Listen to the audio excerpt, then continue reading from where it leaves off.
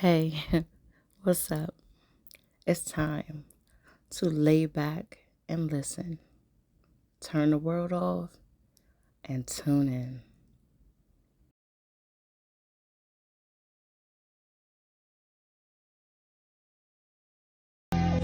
Mengapa kau nyalakan api cinta di hatiku, membakar jiwa yang merana.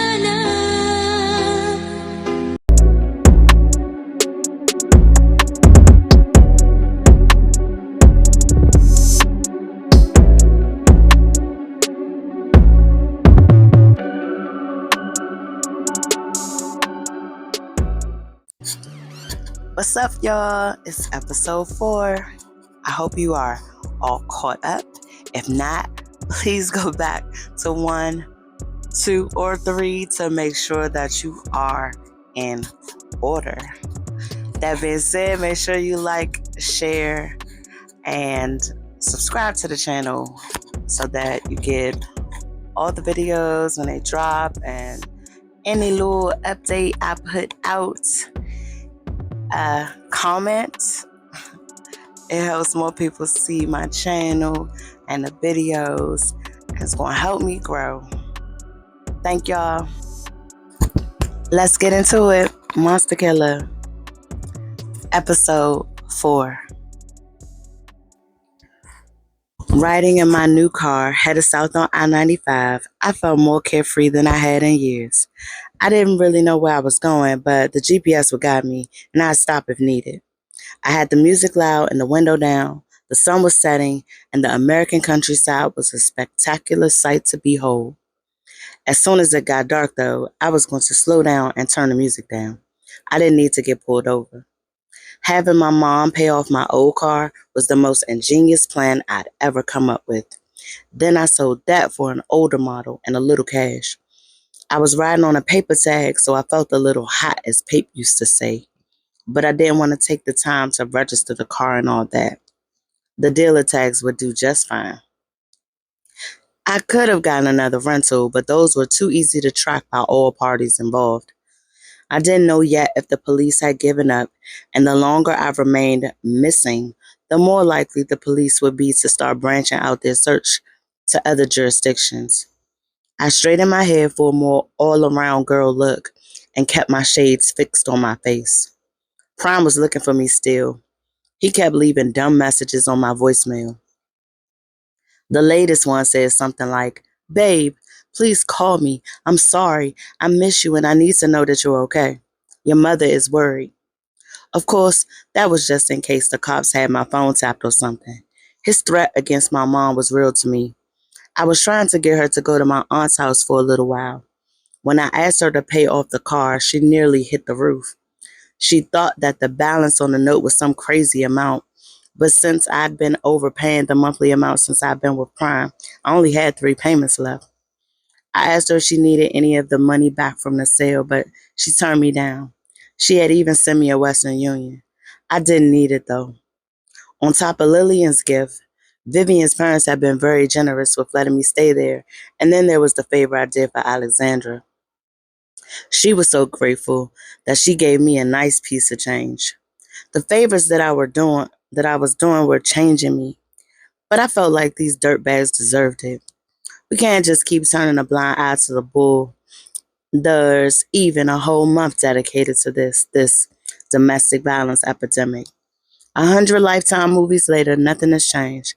So when I see something, I say something, even if I'm scared. Alexandra's man had money, and that scared me even more. Vivian's boyfriend was just a young punk. He wasn't going to do anything, really. But Alexandra's husband could make my life hell if provoked. Good thing I had the insurance that I needed tucked neatly in my new laptop bag.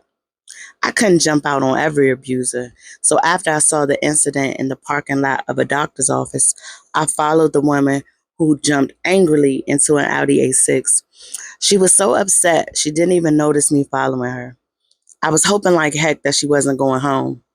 I was elated when I saw her enter the turn lane in front of an upscale hair salon. I went in directly behind her and nodded to the receptionist as though we were together.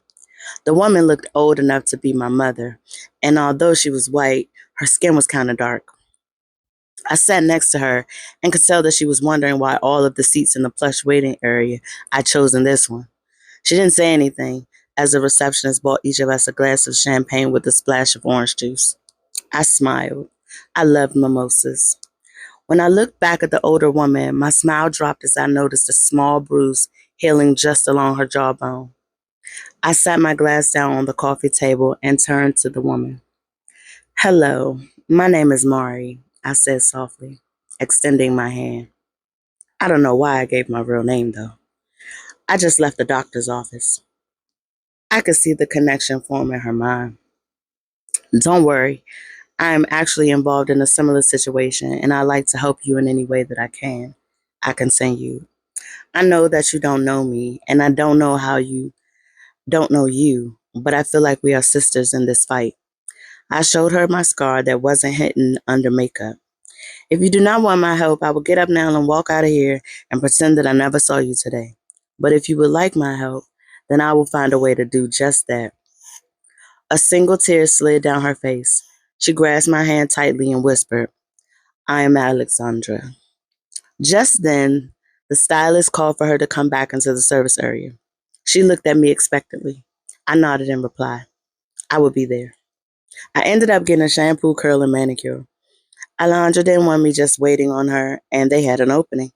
So I sipped mimosas and got the pampering I missed. While I cooled out waiting on Alejandra, I thought about how I could help her. I mean, obviously, someone in the relationship had money. It could have been her, him, or both. It was obvious from the heel bruises that this was ongoing. I just didn't know how long. I guess, in all honesty, it doesn't matter. For Vivian, it was hard to leave, but easy to stay away. From the argument that I saw, Alexandra and her husband have been together for quite some time and probably have so much that would complicate a divorce if he gave her one.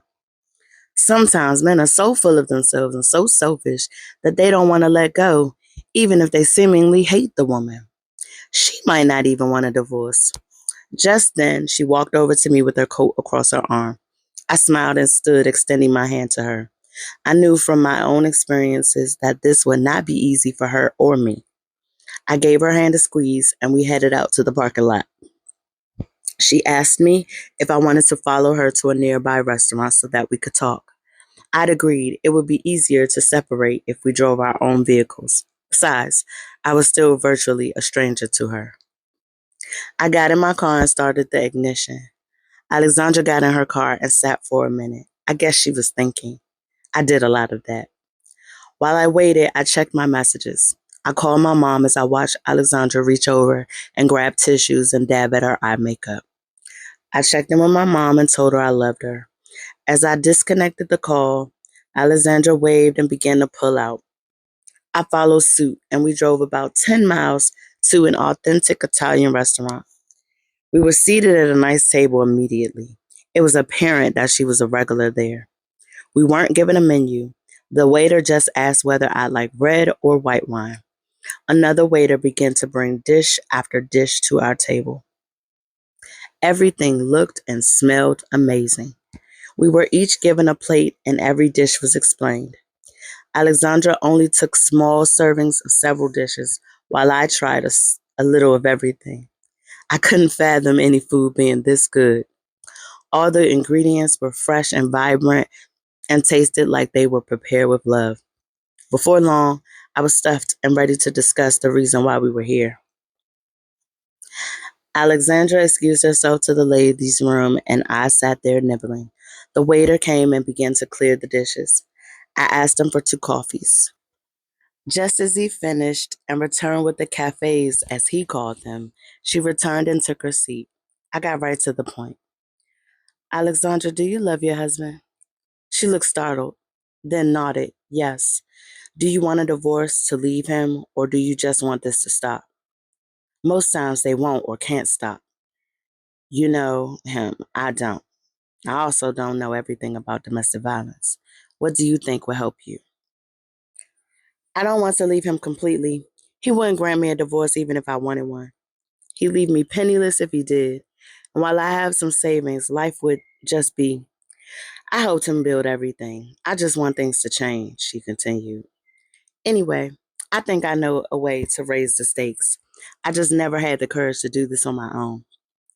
He's a financial wizard, but I know for sure that he has been doing things, illegal things, in the last few years. Perhaps we can use this as leverage. Bingo! This is how we do it. I wanted to break out in the old Montel Jordan song, but now was not the time. I was excited. This woman was being brutalized by someone who claimed to love her, and he was a crook. We could get him. I grabbed a pen and a mini notepad out of my bag and jotted down the information. I asked for her address and the address of his office. It wouldn't take much to make this happen. Most of the preliminary work was already done. Alexandra gave me a rundown of her husband's schedule for the next 2 days. He was due to leave the country for 2 weeks, and I wanted to make sure this was taken care of before he left. I was on a mission myself. I needed an outfit. It had to be polished and spectacular enough for him to believe that I was who I was trying to portray. I had to show him power and then play the hand Alexandra dealt to take the house. Judging from the story she was now telling, her life depended on it. Just then, her phone began to ring. A classical tune. I recognized it as Vivaldi's Storm, which is a popular tune, but I knew it intricately. I danced to it nearly every recital in the winter. Judging from the look on her face and the reluctance to answer it, it must be her husband. She didn't answer. She silenced the ringer and placed the device back in her bag. The flow of her story had been broken. She sat silently, clearly unnerved by his call. After a few moments, she began again. When we first met, he was a perfect gentleman. This was his first marriage, my second. He had showered me with affection and gifts. He made time for me in his schedule, no matter how busy his work became. She continued. They talked about children and they began to try and conceive. They tried and tried. They went to a specialist and finally learned that she was barren. Of course, there were treatments and options. He didn't want that. He felt tricked, duped into marrying a woman who could not bear him a child. He became distant and sullen, only coming home to eat, sometimes sleeping on the sofa. One day I begged him to talk to me. I loved him and wanted to make the best of things. He laughed at me. I accused him of cheating. Before I knew it, he slapped me hard. She paused. He didn't apologize until 2 days later. I packed a small bag and went to the Hilton. I thought long and hard about what I wanted from my marriage. I understood his anger, but did not justify his actions. It was so confusing, feeling love and hate at the same time. Needless to say, I went back.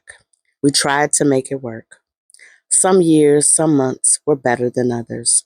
But lately, he has been brutal, as though he no longer cares or feels. When we are alone together, I am always on edge. I cannot live like this much longer. I've aged. I thought we would grow old together. He tells me that he loves me and that he needs me often. He always says he's too old and set in his ways. I don't know if he can change. I'm hoping this will help. If not, well, she let the thought fade into the den of the restaurant. They were preparing for dinner service. We needed to get going. I rolled up the window and turned on the AC. The sun was setting, but it was still hot as Hades. I wanted to stop, but I was trying to make it straight through. I didn't want to keep the man I was supposed to meet waiting. Thinking back to that moment, I didn't have a clue about what I was going to say to Alexandra's husband. He was so nervous when I left his office. It was hilarious. As a prominent member of the banking services industry in the community, the thought of having evidence presented to the Securities Exchange Commission terrified him.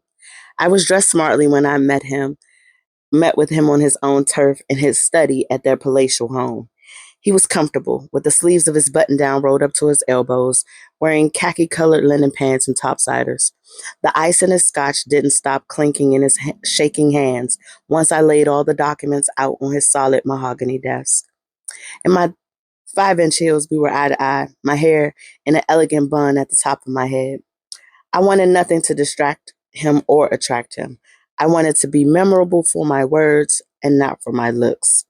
I wanted him to forget my face, but not the fear that I was infusing into his life.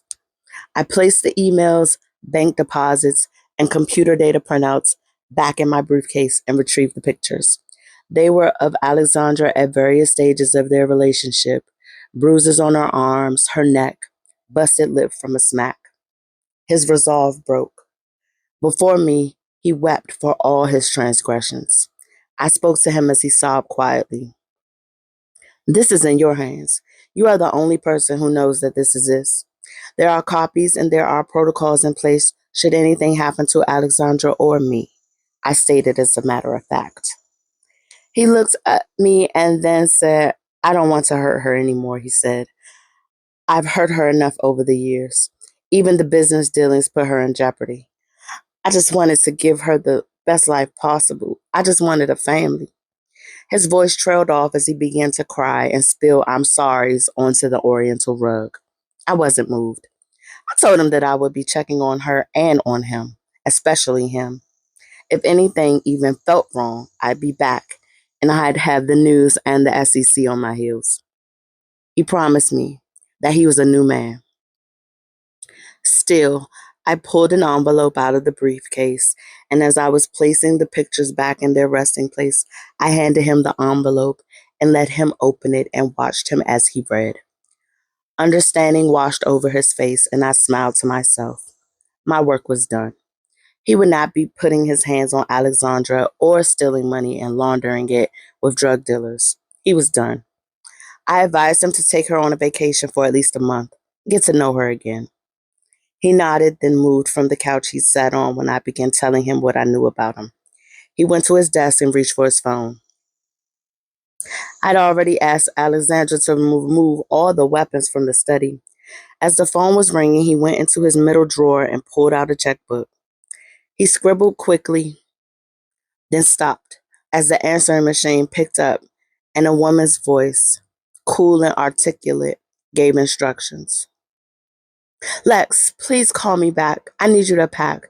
I'm canceling my trip. Bob can handle it. I'm calling Sarah right now to book us a trip.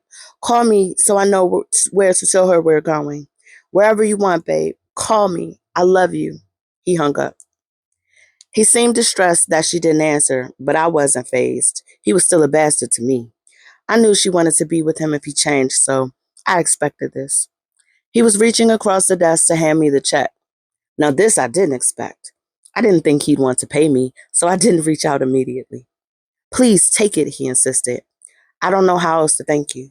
You saved my marriage and possibly my life. I took the check from him and placed it in the bag without looking at it. I looked him in the eye and thanked him, turning to go. He shook my hand and I exited the room quietly.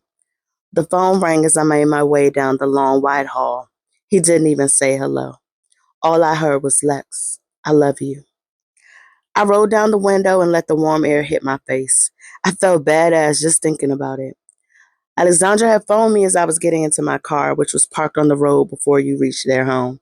I'd come up on foot with the codes that she'd given me for the keyless entry onto the property and the front entrance door. She was crying when I answered, but I could tell they were happy tears. She asked for my banking info and I told her that I was okay. She insisted, just as her husband had. I told her that my current situation warranted that I stay away from banks and such. She told me to meet her at the coffee shop on Main Street before I headed to my next destination. I couldn't say no. I didn't know when I'd be going home. I put the Main Street address in my GPS and drove there in silence. I was thinking about dancing. I danced in the studio at Vivian's house, but that felt like eons ago after all I'd been through. I needed more. A class, maybe jazz or hip hop. I was tight and needed to break free. I knew I was headed to Atlanta and there was a nice little dance scene down there. But would I have time? I guess I'm making my own time. I arrived at the coffee shop in about 15 minutes, even though their house seemed so much further when we were on our way. I'd been nervous but intense as I let my anger with prime ride my shoulders and stiffen my back. I held my head high, speaking as though I understood every word, when most of this financial stuff was over my head. Alessandra knew most of it from listening to her husband for all these years and the few classes she'd taken in business early in their marriage. I just soaked it in and spit it back out as best I could. I mainly let the papers speak for themselves, most of which I didn't let him get a good look at. Just enough so he would know that some dirt had been dug and he better play nice to come out clean. He wasn't hard to break. I guess he'd known what he was doing, both at home and at work, could come to light eventually. Alexandra's car was approaching, so I readied myself to exit and stepped out of the car. I needed an amaretto coffee for the road anyway, and maybe a small pastry to tide me over until I stopped for dinner. Atlanta wasn't that far, but it wasn't close. I needed to get there before the person I was supposed to meet took flight. I'd heard that he liked to move about the country and didn't stay planted very long. So unless I wanted to drive to California, I needed to get going. I entered the coffee shop, immediately at ease in the warm space with its eclectic decor and rich tones. The girl at the counter was cheerful as she took my order. I complimented her colorful style, and she blushed deeply as she handed my coffee over. She wrapped two pastries and put them in a bag before I could even ask for one. She nodded that it was okay, already taken care of. I turned to see Alexandra coming through the door with a pleased expression on her face. I thanked the barista once again and met Alex at the table she was heading towards. She hugged me tightly before we sat down. Thank you so much for all your help. I would have never been able to do this on my own. You are truly a blessing, she gushed. You are more than welcome. I'm so happy for you, Alex. I smiled. You were headed to Atlanta, right? She asked. Yes, a friend like you has sent me there to meet with someone. This thing I did for you, I've done before in a way, and this trip is a thank you of sorts, I replied honestly. So, you mean that you just happened to be in the area the other day and you stopped to help me? I mean, what type of person you are you? You must be some sort of superhero or an angel. I just don't know how I can possibly thank you, Mari. Alexandra spoke with unabashed awe. You've already done so much, Alex. Just keep my secrets as I keep yours and always open the door for me and girls like me. I smiled. We stood and hugged once more. I felt her hand reaching into my pocket. I didn't protest or question. I knew that she felt as though this needed to be done. It was closure in a way, to pay for services rendered. We air kissed cheek to cheek like old acquaintances. We held hands, and I turned to go. I told her that she would see me again. She made me promise. I felt like the daughter she never had, she said. I turned to go, coffee and pastries in hand. I didn't look behind me. I felt her bliss beaming on my back like the sun. I shook my head, sweeping away those thoughts, and screamed just to feel some release. I felt joyful and optimistic despite my circumstances. I was winning, not just in my life, but in the lives of others. Even though I couldn't go home yet, I was quickly racking up not only the strength to go home, but friends that would make that so much easier. I was stashing money and powerful allies. I fingered the locket Alexandra had placed into my pocket, along with a wad of cash and another of her husband's checks. It was made out to me, and in the notes section it read, good until needed. In the day or so since we parted ways, she called me once to tell me that she had, along with her husband, began working on creating a foundation for women and girls who were abused. She said she would be honored if I came when it was done. I made no promises, but I told her how proud I was of her. Then I called my mom. I cruised into the suburbs of Atlanta, following the GPS commands. I turned the radio off as soon as I exited Interstate 85. I needed to hear Susie loud and clear. I love to go new places, but I hated navigating new places. You always look out of place. I followed her onto Peachtree Street, but I knew from stories that there were plenty of these here. My mom and I used to come here when I was little. I barely remembered that though. We talked about it from time to time. She was from a small town south of Atlanta called Palmetto. I made several turns and ended up in a subdivision with the most beautiful houses. According to Susie, my destination was on the left. I slowed to a crawl and looked up at the residence. It was gorgeously landscaped and lit rather dramatically. I pulled up the road a bit, made a U-turn, and sat just looking at the property. It was so quiet and still, it seemed as though even the insects were holding their breath. I picked up the phone and dialed Lillian's number. The ringback tone made me laugh out loud. I hadn't heard that in forever. And I hadn't heard it before when I called, because the call had gone straight to voicemail. I was still laughing when she answered. Hello, she sounded light and airy. Lillian, it's me, Lacey. You sound a lot better. How's it? Lacey, she nearly screamed, cutting me off. I was wondering when I would hear from you. I got your message. Things were so hectic with me missing tapings and rehearsals. Are you in Atlanta yet? It took you a while to make up your mind, huh? Don't worry, he is cool, I promise. She fired questions at me. I could tell she was excited to hear from me. I relaxed a bit. Yes, I'm here. I just arrived. I wanted to make sure that everything was cool before I went in. I couldn't lie. Oh, definitely. He's waiting on your arrival and he leaves in 2 days, so your timing is perfect. That way, he'll have at least a day to show you around a little bit. Enjoy yourself and say hi to Trinidad for me. She laughed. When I started the question, she just said, You'll see.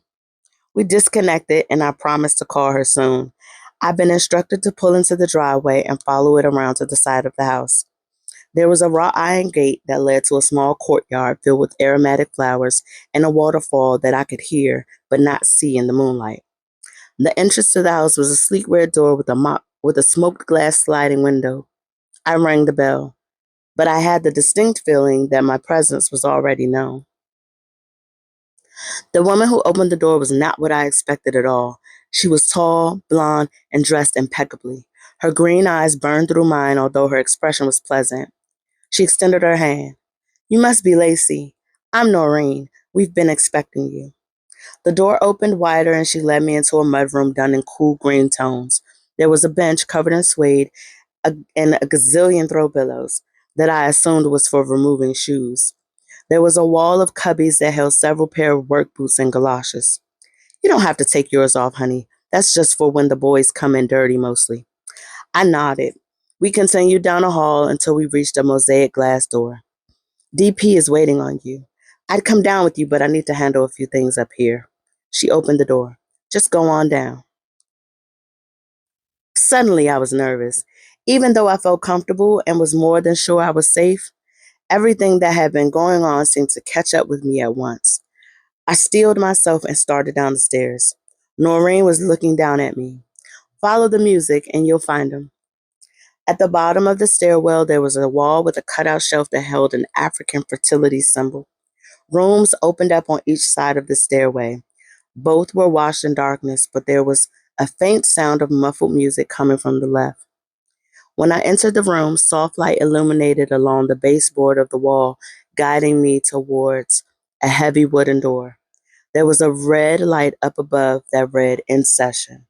There was a crudely written sign that stated, "Enter quietly when lit." I opened the solid wood as silently as I could. It opened into a lounge-type area with couches and chairs, complete with a bar in the corner. The focus of the room was an enormous soundboard that overlooked a sound booth behind a wall-length tinted window. The sound booth was divided into two. One area that held a microphone that was suspended from the ceiling. Underneath it was a bar-height table and a bar stool. It looked as though you had to walk down a couple of stairs to reach floor level. The other area was huge and could easily accommodate a small orchestra. Impressive. There were a few people scattered around the lounge area, mostly in pairs or groups of three. Only two people sat alone. One guy scribbling ferociously on a pad, who I surmised to be writing to the earth-shattering beat blaring out of the speakers. The other was an enormous guy with muscles on his muscles and a scowl that said my muscles hurt. He was looking me up and down as though my clothes were thorns piercing his eyes, but he didn't move an inch. When he noticed me watching him back, he nodded almost imperceptibly. From across the room, amongst the threesome sitting on a large semicircle upholstered in black brushed suede, My name carried over on the beat almost unheard. I stepped further into the room, and one of the males there smiled slightly. I walked across, and both men rose. The young lady nodded a hello. The first extended his hand. Hello, I'm Trinidad. Nice to meet you, beautiful. He sat, reluctantly releasing my hand. The man left standing chuckled. Please excuse my friend. He grasped my hand. He has a thing for gorgeous women. I'm DP, and I've heard wonderful things about you, Lacey. He released my hand and motioned for me to sit next to him. The girl had moved to an ottoman seemingly without being asked. DP asked what I would like to drink. I almost refused, but instead I asked for a rum and coke. Trinidad rose to prepare it, excusing himself. He was damn sexy, I had to admit. No wonder Lillian had told me to tell him hello. DP called out to the artist and asked him how long before he'd be ready. The reply was 15 minutes. Just then, Trinidad returned with my drink. I thanked him and smiled. Homegirl, who was tapping away on her phone, sucked her teeth. DP looked at her. Is there a problem, Mimi? She was silent. This exchange made me check her out more closely. She was a pretty girl, dark, with impossibly darker slanted eyes and wild curly hair. She looked young, but hell, so did I. That didn't amount to anything.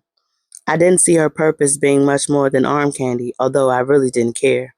If she had a problem with me, well, that was just that, her problem. I could tell Trinidad was feeling me, but I was in a vulnerable spot, and even though I was craving touch bad, I wasn't just going to give up the goods. In fact, I had no time for bodily exchanges. He was very, very sexy, though. I guess DP wasn't feeling her attitude either because he dismissed her. She only went across the room where a group consisting of only females was seated. I saw her cut her eyes at me. I chose to ignore it. I was here for something else. My battle wasn't with this silly little girl. She learned one day that some women are better off as allies, especially me. DP turned to me as I sipped my drink. He smiled. Not much of a drinker, are you, dear? I shrugged. I knew I was making faces. The rum burned. Now, he continued, I understand that you have been making some moves lately, those of which have put a very close friend of mine in a better position than she was in previously. I tried to help her situation numerous times. I seemed to be inept at getting her to understand the dangers of the life she was living. After you interceded on her behalf, she called me, hysterical but happy. I must admit that I was surprised that you were strangers prior to this, but now that I have seen you in person and felt the magnificence of your aura, I'm in full understanding. I nodded and cleared my throat. I appreciate your kind words. I was merely acting as I saw fit. The situation that I have found myself in is far reaching and blind to many circumstances. There is no adjective, moniker, or title that can serve as a talisman to this type of evil. It really can happen to anyone. DP paused and took a deep breath. He rubbed his hands together slowly and hung his head. When he lifted his head up again, his eyes were so pained that I almost didn't want to hear what he was going to say. When I was 7 years old, he began. My parents were young and had been married since I was 2. Things had begun to get tight in the household. My mom wanted to go back to school and get a job. My father wasn't bringing in enough money to meet all the household bills on his own.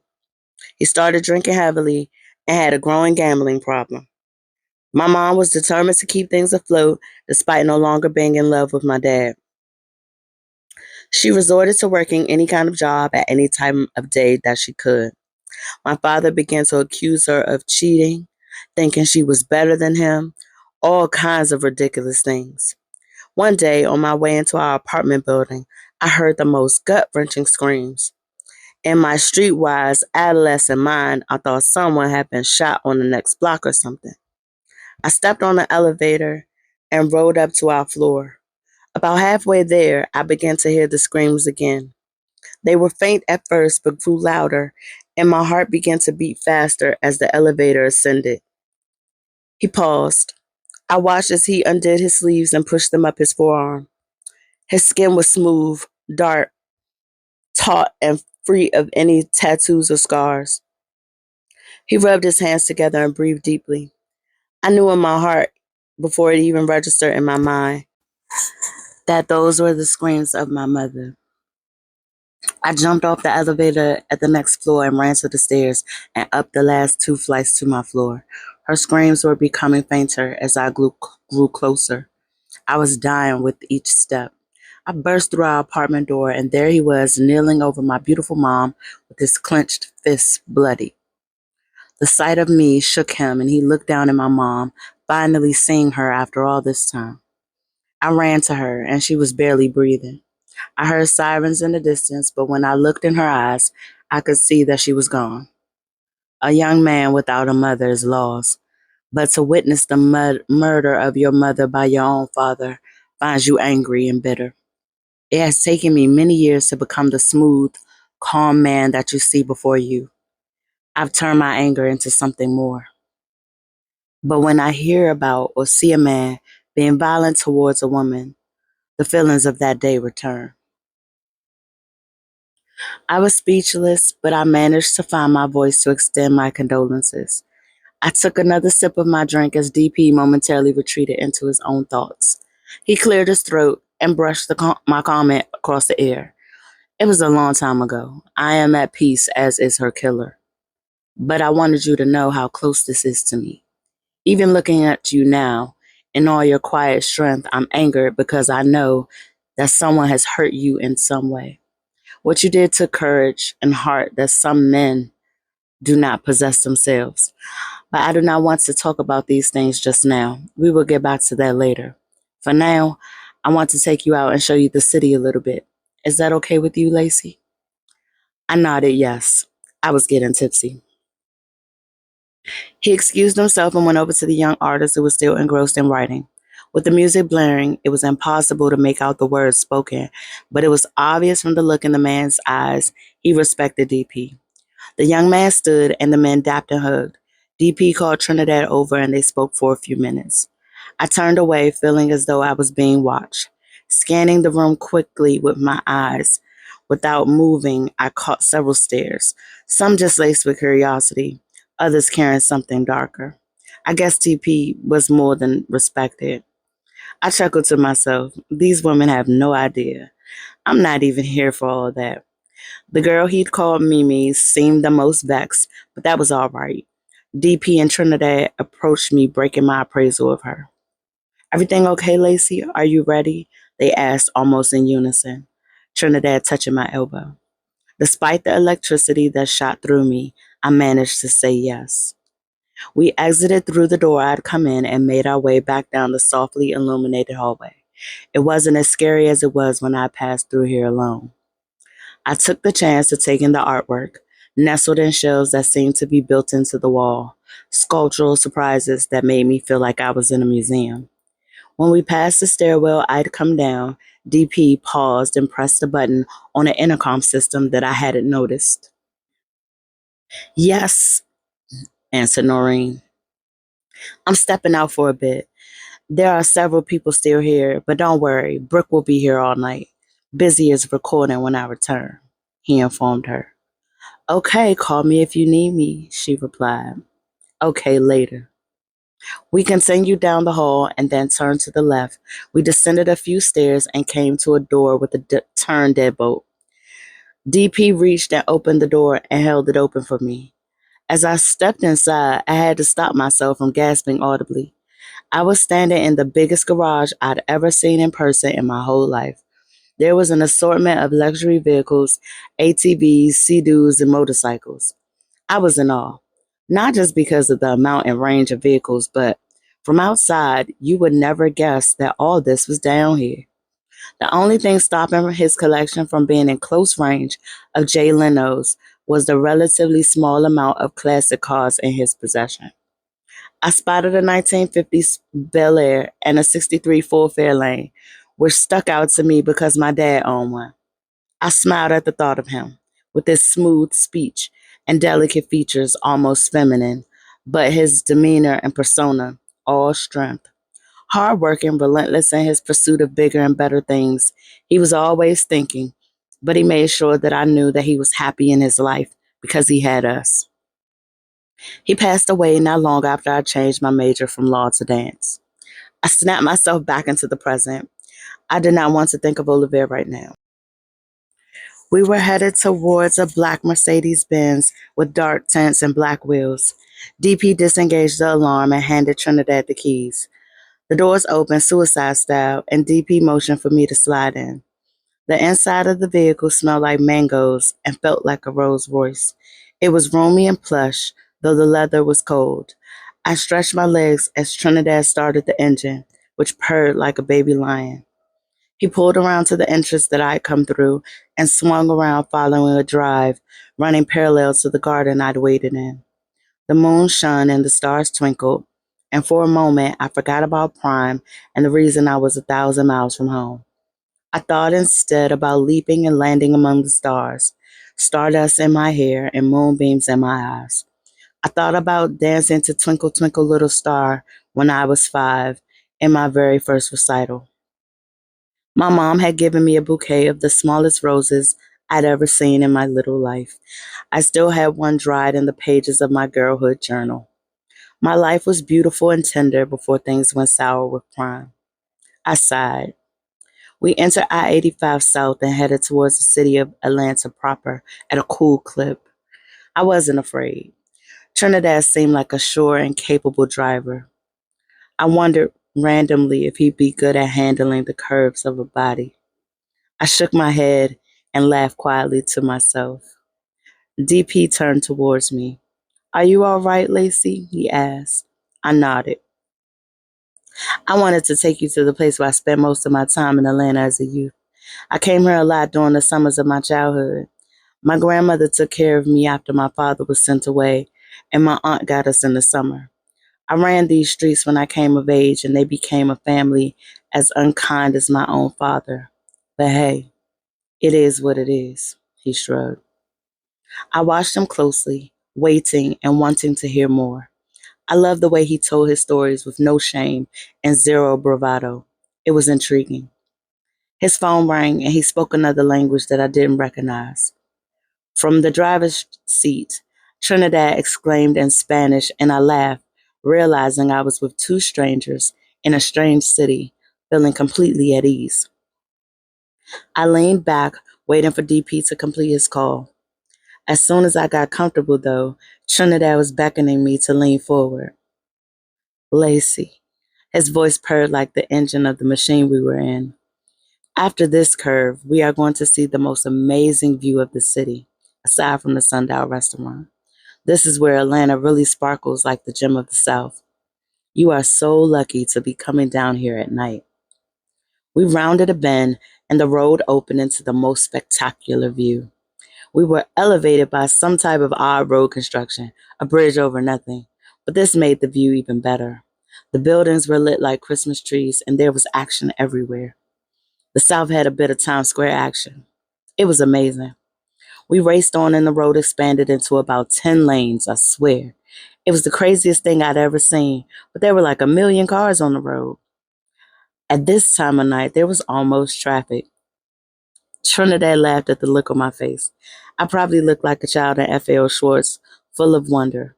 I had no idea it would be like this. My impromptu tour guide informed me that this was mostly done pre-Olympics. I'd forgotten that Atlanta had hosted the world in its athletic events. No wonder it all seemed so shiny and new.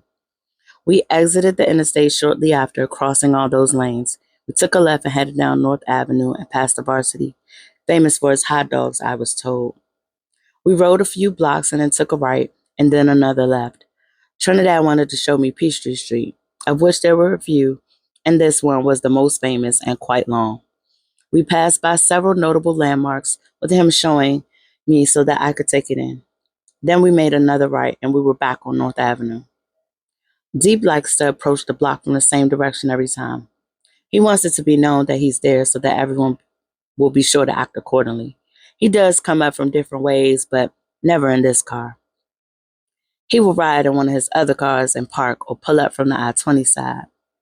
I run another end of the business, so we are rarely out here together. Since this is really a social call, it's cool though. I think Dee brought you down here to meet Dizzle, his little sister.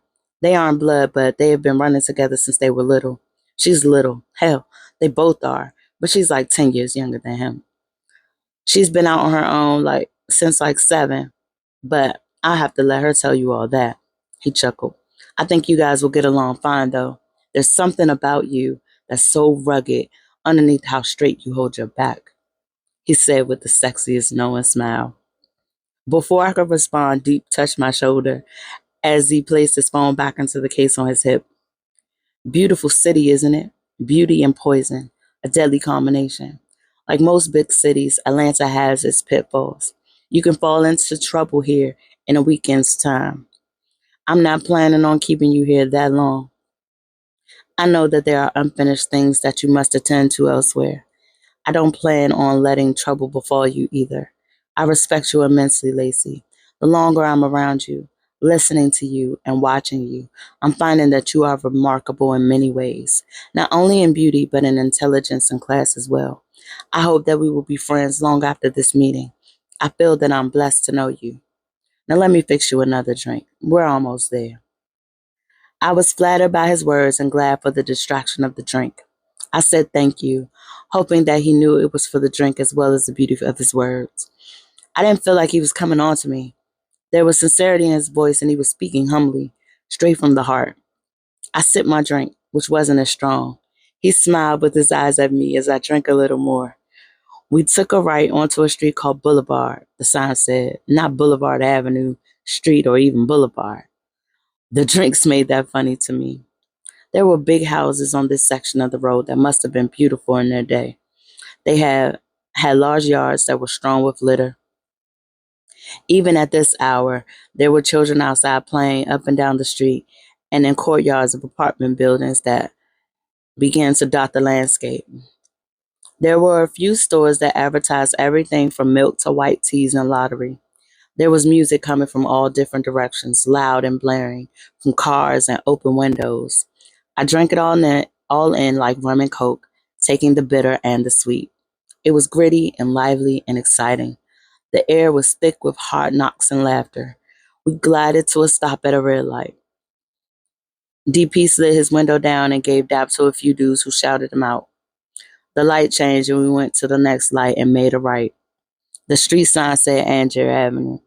I was intoxicated, but I had to know where I was going just in case anything went sour, and I got separated from my tour guide/host. We pulled up to a modest home situated across the street from a courtyard of apartments that looked nothing like the ones we passed on the main street. The porch was enclosed, so I heard the voice before I saw the body that it belonged to.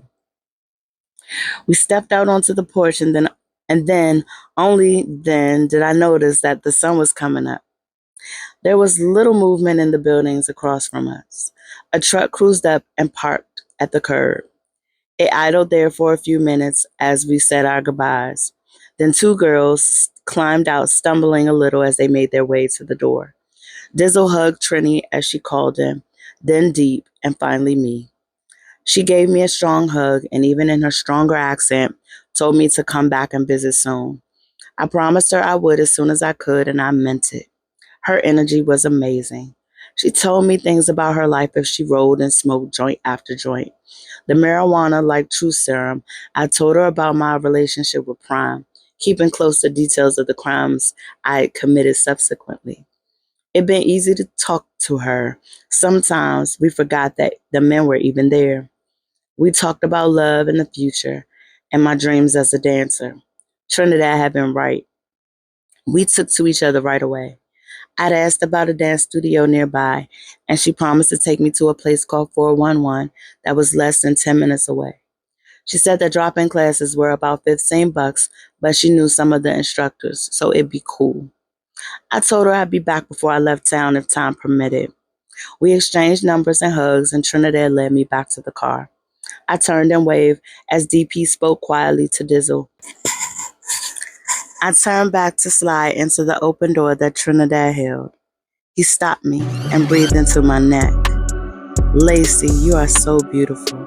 I would love to take you out someday, just you and I, he said. My only reply was a long, deep look directly in his eyes. He never flinched, and it was so intense, it felt as though we were exchanging a kiss. I broke first, offering a slight smile as I seated myself in the car. My resolve was breaking. When he entered the car, he was talking as though he'd said nothing, and we'd shared only a friendly smile. He was talking about food and Atlanta nightlife, asking if I liked to dance and what type of music I liked. He said he was starving for some good breakfast food, and given the hour, he hoped we had time to stop before we went back to Deep's house. Just as he mentioned his name, the car door opened and DP got in. Well, as I said, Dizzle likes you very much. She has the best intuition about people. I knew you would hit it off well. Now I'm starving. Anybody else? Lacey, are you hungry? Actually, I am. Trinidad was just talking about breakfast, and I could go for some French toast, I smiled. Great, he said. Tree, let's get this gorgeous lady fed. Where should we go? West Egg or the Flying Biscuit? The Flying Biscuit is good. It's still early. We won't have to wait long, replied Trinidad. I guess these guys did a lot of breakfast dining out. He pulled away from the curb and I settled back to enjoy the early morning sights of a southern city. We were seated, and I had just returned from washing my hands. Everyone was quietly looking over their menus. I already knew what I wanted, but DP insisted that I try both the biscuit and the grits. We decided to get a variety and put it all in the middle, making everything accessible to all. French toast, moon-dusted potatoes, shrimp and grits, biscuits and gravy. I would have to squeeze in a dance class or three before I left this city. Everything that we didn't finish, DP asked to be wrapped to go. He also ordered a few more things for Doreen, Busy, and Brick. DP was incredibly thoughtful, and the entire time I'd been with him, I did not feel the least bit apprehensive or uneasy. The sexual energy emanating from Trinidad, from his deep stares and the light brushes as we occasionally reached for the same dish, was countered by the strength and stability contained in DP's presence. I liked it, feeling at once both desirable and secure. Prime and his insecurities and anger were tucked away in the far reaches of my mind. That is, until we returned to the car and settled in. DP turned to me and asked me pointedly what I wanted to do about my problem. I didn't speak at first. I knew exactly what he was speaking of. I was sort of caught off guard, mostly because I really didn't have an answer. I could see Trinidad glance at me in the rear view several times as DP awaited my response. I stammered, then paused. I met Trinidad's gaze while we rested at a red light. The light changed, and I spoke. I'm a dancer, a lover of art and beautiful things. It is not in my nature to hurt or kill. Terrible things have been done to me, but I don't hold any grudges. I only want to return to my life and have peace. I don't know yet how that will be achieved. I'm not sure if anything will have to happen to Prime to have this peace I so deserve. Deep nodded. I understand what you mean completely. I did not expect any less from you or more, to be honest. I only meant to offer my services and assistance to you in any way possible. You are a star, my lady, and you deserve to shine and grow to be what you are destined to become.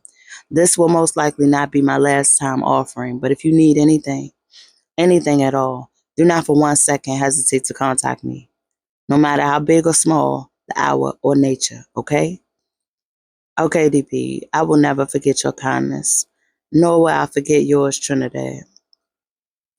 We rode through the city in silence for a while. I watched the city awaken as shop owners opened their stores, street vendors set up their stands, and children began the trek to school. DP interrupted the pleasant quiet only once, instructing Trinidad to take the long way home. He wanted me to see more of the city, and he needed to think. Trinidad watched me as steadily as he watched the road. I could feel his gaze on me at every red light and on every straightaway.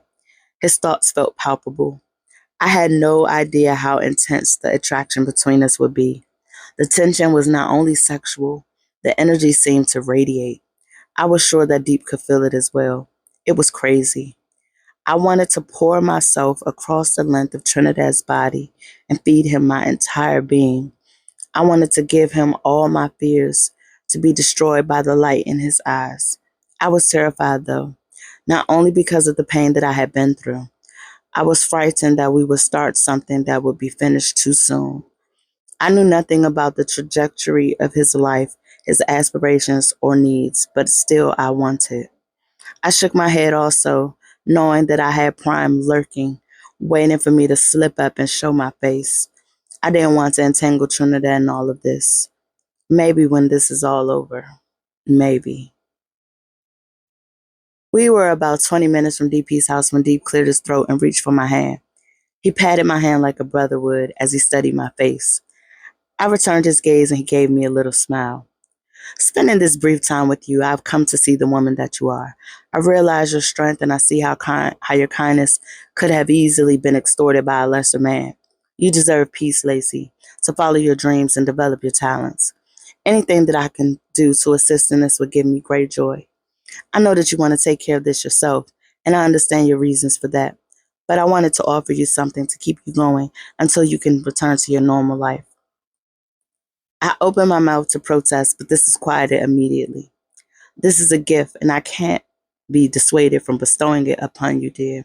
The first part of the gift is access to an offshore account. I know that Lillian gave you a sum of money to which I would like to add. I would love to set you up an account with your permission. I can arrange a meeting with my accountant for this afternoon, and we can set that up for you before you go. I'm afraid for you to be honest, not just for the man that wants you dead, but because of the money you are accumulating. It makes you a target. And since you cannot keep it under your mattress or carry it everywhere with you, you must put it in a banking institution. I must admit, I am naive at best in this regard. I appreciate your concern and your willingness to help. Forgive me if my caution is mistaken for distrust. To be honest, I don't think the money that I'm holding is substantial enough to warrant an offshore move. Then perhaps there's another solution, one not so drastic or involved. Trinidad and I locked eyes again in the rearview mirror. In that moment, I wanted to be sitting up front with him, holding his hand in mine. I turned my attention back to Deep. There are two options, young lady. One, we can go to my bank and I can get another safety deposit box for your exclusive use. Or two, I can let you use one of the safes in my home. This, my dear, is completely your choice. But I do suggest that you do something. Because I estimate that you are carrying about 30,000 in cash on your person right now. And because I'm sure that you would not travel with all your money, I'm sure that you have some stash. But are you aware that if you have flown with that much cash, you would have been detained and your property seized? My heart began to race as I realized how real this all was. What am I doing? We were pulling up to DP's house, and as the car slowed to wait for the gate to slide back, I jumped out of the car and bolted for the garden. I could hear Trinidad's muffled surprise. I did not turn back. I ran like the lost gazelle I was in my heart until I collapsed next to a grouping of tulips in purples and blues. I cried until I was all cried out, and then I lay there just listening to the birds and my breathing. The weight of everything was resting on me with all its might. I was suffocating under it all with a smile on my face. I felt someone approaching, but did not move. I did not move even as he laid down next to me, cuddling next to my body as though we were in a bed of down. He draped his arm over me and stroked my face, matching his breathing with mine. I wanted to sleep there. Suddenly, I was so very tired. I needed rest more than ever, and I wanted to find respite with Trinidad. I had longed for this feeling for what seemed an eternity, this intimate touch and knowing. I wanted to leave the car at the gate and follow you immediately. His low, sensuous tone tickled the back of my neck, but Deep told me that you needed a moment to yourself. I didn't speak. My only reply was a nestling of my hips into him. He stopped tracing my jawline and began humming, "Turn your lights down low." I didn't want to think about the state of my life. I just wanted to breathe in the air and hold on to the closeness of Trinidad. I knew that I could stay here forever, but that was also impossible. I couldn't run. I had to fight this with every weapon. If I didn't have the tool, I would build it up inside of me. I was beyond angry, and prime was in my crosshairs. An hour or so passed, and I sat up to collect myself. I was just a little disheveled, and my eyes were red and puffy. I sat cross-legged as Trini pulled grass from my hair. We stood together. He kissed my forehead, my nose, and finally my lips. I kissed him back, letting my desire flood us briefly before pulling away. I shifted and looked into his eyes. He sighed with knowing. Don't worry, Lacy Flower. I will wait for you. We entered the house through a side door that led to the kitchen. Deep was sitting at the table, watching Noreen eat as he spoke to her in hushed tones. He excused himself and stood to greet me. I fought the urge to look down. My face felt flushed. To my surprise, Deep wrapped his arms around me. I apologize if I came on too strong in the car. I did not mean to scare you any further. I understand how you must feel. We will help you figure this out, okay? My nod was slight as I was fighting back new tears. He was so cool and yet warm and loving. I was so grateful to Lillian for putting these people in my life. I was falling in love in varying shades.